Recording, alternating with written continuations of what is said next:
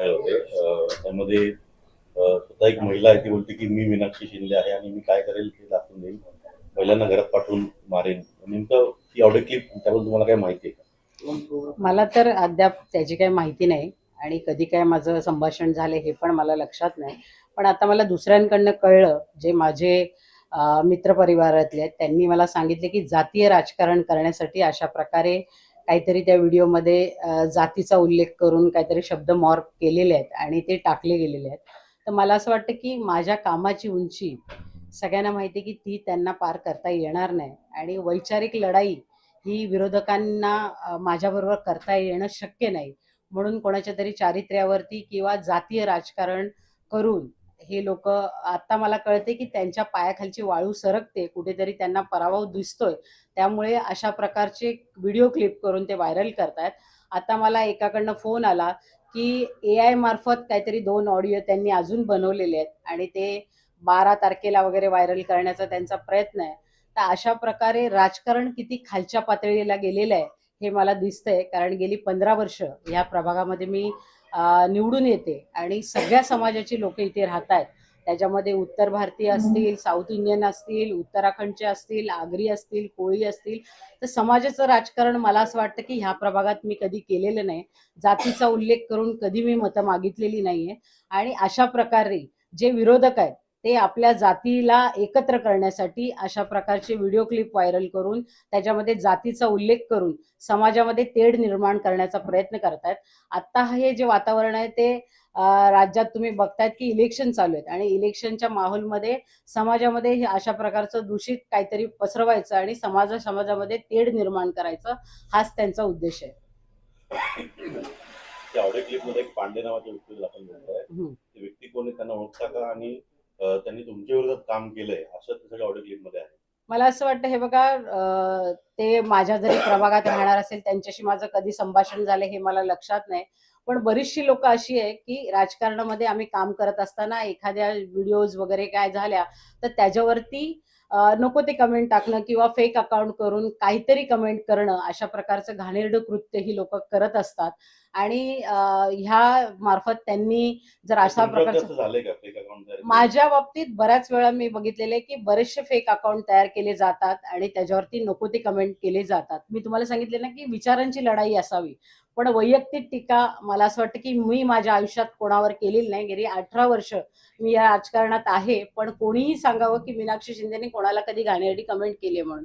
पण ही जी लोक सोडलेली आहेत, जे आता विरोधक उभे आहेत, ज्या माझ्या पॅनलला ज्यांनी फॉर्म भरलेले आहेत, त्यांना माहिती की ते निवडून येऊ शकत नाही. माझी प्रचार फेरी आणि हे बघूनच त्यांना कळलेलं की आपला पराभव निश्चित आहे आणि त्यामुळे मला खाली पाडण्यासाठी अशा प्रकारचे काहीतरी एआयचे व्हिडिओ, काहीतरी मॉर्फ केलेले ऑडिओ असं टाकून समाजामध्ये तेढ निर्माण करण्याचा प्रयत्न करतात. ज्या निवडणुकीच्या जेव्हा एबी फॉर्म किंवा जाहीर व्हायच्या आधी आपण राजीनामा दिला होता, त्याच प्रभागातून विक्रम गायकवाड यांना तिकीट मिळावे म्हणून आणि आपल्याच पक्षातील भूषण मोरे यांना विरोध केला होता.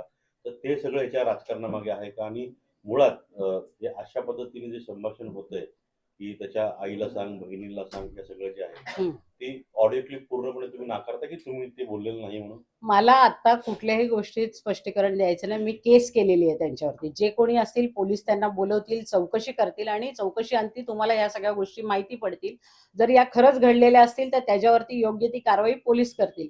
कारण मी सगळ्यांच्या वरती केस केलेली आहे, कारण विरोधक अशा प्रकारचे व्हिडिओ व्हायरल करून माझ्या इमेजला कुठेतरी धक्का पोहोचवण्याचं काम करतायत आणि त्याच्यामुळे मी आज सकाळी विरोधक जे, मला असं वाटतं की तुम्ही जर आता बघत असाल की मानपाड्याचं राजकारण प्रभाग क्रमांक 3 हे महाराष्ट्राच्या राजकारणामध्ये एक वेगळं हे झालेलं आहे आणि त्याच्यामुळे ह्या सगळ्या इलेक्शनकडे सगळ्यांचं लक्ष लागलेलं आहे की प्रभाग क्रमांक 3 मध्ये कोण निवडून येणार. आणि जे विरोधक आहेत, ज्यांनी ज्यांनी विरोधात फॉर्म भरलेले आहेत माझ्या, ते सगळे एकवटलेले आहेत आणि मला पाडण्यासाठी अशा प्रकारच्या व्हिडिओ क्लिप्स असतील आणि किंवा AI मार्फत काहीतरी नवीन आता अजून एआयचे व्हिडिओ बनवलेत त्यांनी आणि ते टाकणार आहेत 2 दिवसामध्ये, असं माझ्या कानावर आलेलं आहे. तर अशा प्रकारचं षडयंत्र हे सगळे, जसं सांगितलं मी की निवडणुकीतनं पराभव दिसत असताना अशा प्रकारे करतात. एक उमेदवाराचं नाव देखील आहे भूषण भोईर. तर आणि तुमचाही विरोध जो होता की त्यांना इथून तिकीट देऊ नये म्हणून, मग त्याला जोडून हे सगळं संभाषण आहे का आणि तो सगळा राग तिथे आहे का? मला असं वाटतं बघा, तो पण असेल, दुसरे पण असतील, कारण बरेचसे लोक आहेत. आता विरोधक म्हटल्यानंतर सगळेच आले, ज्यांनी अगेन्स्ट मध्ये फॉर्म भरलेले आहेत, उभाटा पक्षाचे असतील, बाकीचे जे अपक्ष म्हणून ज्यांनी फॉर्म भरलेले, ते सगळे एकत्र आलेले आहेत. कारण निवडणुकीचा फॉर्म भरतानाच मला दिसलेलं की विरोधक आणि जे आमच्या पक्षातले आहेत, ते सगळे एकत्र येऊन माझ्या विरोधात असा काहीतरी कारस्थान करण्याचं त्यांचं बऱ्याच दिवसापासून प्लॅनिंग चालू होतं. आणि आता त्यांनी अशा प्रकारे व्हिडिओ टाकून जातीय तेढ निर्माण करण्याचा प्रयत्न करतायत की आगरी समाजाला मी काहीतरी बोललीये आणि त्यामार्फत ते समाजाला एकत्र करून काहीतरी मोर्चा आणायचा किंवा मग बड्या नेत्यांच्या मार्फत काहीतरी इथे घडवायचं, असं त्यांचं राजकारण चालू आहे. काही येत्या काही दिवसात निवडणूक होणार आहे, त्या पार्श्वभूमीवरती दोन ह्याच्यामध्ये तेढ निर्माण करण्याचा चालू आहे असं वाटतं तुम्हाला? मला असं वाटतं की त्या समाजाशी माझं बोलणं झालं आणि त्यांचं एकच मत होतं की ही लोक आज आमच्या समाजाचा वापर करतायत आणि कुठेतरी आम्हाला फितवण्याचा प्रयत्न करतायत की आपल्या समाजाला ही बोलली. पण आम्हाला माहिती की एवढे वर्ष ते लोक राजकारणात असताना आमच्या समाजाच्या एकही व्यक्तीला त्यांनी कामाला लावलं नाही किंवा आमची कामं केलेली नाही आणि आज ते समाजाचा वापर करून तुम्हाला बदनाम करून निवडणुका जिंकण्याचा प्रयत्न करतायत. शिवसेना ही अनेक वेळा म्हणतात आलं की 80% समाजकारण 20% राजकारण. का वाटतं येणाऱ्या काळात आता कुठेतरी बदल दिसून येतोय? मला असं वाटतं की विरोधकांना, आता मी तुम्हाला जसं सांगितलंय की इथे 100% समाजकारणच झालेले, पूर्ण वॉर्डामध्ये जे काम झालेले आहे ते बघूनच त्यांच्या पायाखालची जमीन निसटली आहे आणि त्याच्यामुळे अशा प्रकारचं घाणेरडं राजकारण करून अशीच लोक निवडून येण्याचा प्रयत्न करतील ज्यांच्याकडे काम नाही दाखवण्यासाठी. मग ते विचारांची लढाई लढू शकत नाही. तर असं एकदम खालच्या दर्जाचं काहीतरी राजकारण करून समोरच्याचं इमेज खराब करून जर आपल्याला निवडणुका जिंकता येतील तर असा केविळवाना प्रयत्न त्यांचा चालू आहे. पण मला असं वाटतं की ह्या प्रभागातली नागरिक सुज्ञ आहेत, त्यांना माहिती आहे की कोणाच्या मागे उभं राहावं आणि कोणाच्या मागे उभं राहू नये. म्हणून असं कितीही व्हिडिओ व्हायरल झाले तरी मी जे केलेलं काम आहे ते पुसू शकणार नाही कोणी. आणि माझा पूर्ण प्रभागातली जी जनता आहे ती, मी प्रत्येक वेळी सांगते की समाजाचं राजकारण कोणी करू नये, कारण आपण भारतीय आहोत आणि सगळे एकत्रच ह्या ठिकाणी राहतोय. तर मला असं वाटतं सगळ्यांचा पाठिंबा माझ्या मागे असणार. आणि आपण जर पाहिलं तर प्रिया शर्मा नावाचा एक फेसबुक अकाउंट जो आहे तो फेक आयडी या ठिकाणी बनवण्यात आला. त्याच्यानंतर कुठे तो व्यक्ती जो आहे तो पांडू नावाचा निघाला, असंही देखील समोर आलं. नेमकं कसा सुरू झालेला आहे फेसबुकच्या माध्यमातून फेक आयडी हे सर्व? मला असं वाटतं की पोलिसांनी ह्याच्यावरती योग्य तो निर्बंध ठेवायला पाहिजे, कारण प्रत्येक ह्याला कमेंट करणारे असे 100-150 फेक अकाउंट असतात की ज्याच्यावरती खालच्या पातळीला जाऊन टीका केली जाते, तुमच्या वैयक्तिक आयुष्यावर बोललं जातं. तर ह्याच्यावर जोपर्यंत कंट्रोल आपल्या सायबर गुन्ह्यातनं होत नाही तोपर्यंत असे अकाउंट चालत राहणार आणि जे स्वतः काय करू शकत नाही तर अशा फेक अकाउंटच्या मार्फत ते बोलण्याचा प्रयत्न करतात आणि घाणेरडे कमेंट्स करतात. तर मला असं वाटतं की राज्य सरकारने पण अशा प्रकारच्या ह्याच्यावरती निर्बंध आणले पाहिजे. पिताजी शिंदेना कोंडीत पकडण्यासाठी पाहिलं तर आगरी कोळी समाज आता एकत्र येणार आहे असंही कळतं की ते रस्त्यावरती उतरणार. का वाटतंय एकामुळे कुठेतरी वातावरण?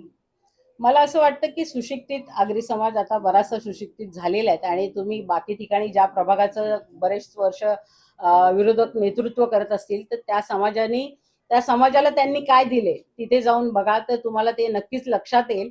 आणि मला वाटत नाही की सुशिक्षित समाज असल्यामुळे त्यांना माहिती की राजकीय राजकारणामध्ये अशा प्रकारचा वापर करून एखाद्याची मतं वळवण्यासाठी समाजाला बरोबर घेऊन अशा प्रकारची लढाई लढण्याचा केविळवाना प्रयत्न त्यांचा चालू आहे. काही आपण असंही म्हणालो होतो की आपल्यामध्ये देखील तुम्हाला अंतर्गत मला वाटत नाही शिवसेनेची धुसफूस, कारण शिवसेनेमध्ये साहेबांनी मला ज्या त्यांच्या तिकीट्स होत्या त्या दिल्यानंतर पण अशा प्रकारचं जर कोण करत असेल तर मला असं वाटतं की हा हव्यास आहे. ज्याला सत्तेची लालसा असते तेच लोक असं करू शकतात. राजकीय ह्याच्यामध्ये कोणच अशा प्रकारचं हे करत नाही. पण ही लोक सत्तेसाठी किती भुकेली आहेत ही ह्याच्यावरनं दिसतं. शाखा प्रमुखला तिकीट दिल्यामुळे कुठेतरी चीड आहे का त्याच्यामध्ये निर्माण झाली?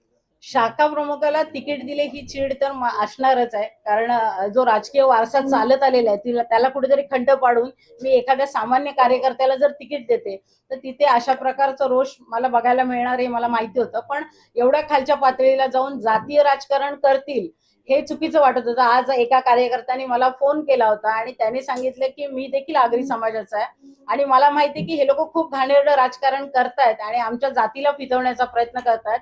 पण आमचा समाज तुमच्या मागे, कोणीही त्यांच्या मागे जाणार नाही म्हणून, तर तुम्ही निश्चिंत राहा म्हणून. काही आपण पाहिलं तर तुम्ही असे म्हणाला होता की आपल्यामध्ये मजबूर अनेक लोक आहेत, तर आताही ते उरलेले आहेत का? ज्या पद्धतीने विरोध जो आहे तो अनेक वेळा आपल्याला पाहायला मिळतो. मी हे वाक्य बोलल्यानंतर तुम्ही बघितलं असेल, अपक्ष त्यांनी फॉर्म भरला होता, तर ते उघड उघड फितूर तुम्हाला दिसलेलेच आहे. बरेचशी लोक अशी असतात की सगळं मिळालेलं असताना सुद्धा अशा काही कुरघोडी करत असतात, आणि ते फितूर आपल्या जवळ नाही राहिले तर चांगलं होईल. जे कट्टर आहेत ते आपल्याबरोबर राहिले तर मला असं वाटतं चांगलं होईल. येणाऱ्या काळात कडेलोट कशा प्रकारे केले जाणार जनता विरोधकांना? मला असं वाटतं हे जनतेच्या हातात आहे, कोणाचा कडेलोट करायचा आणि कोणाचा नाही.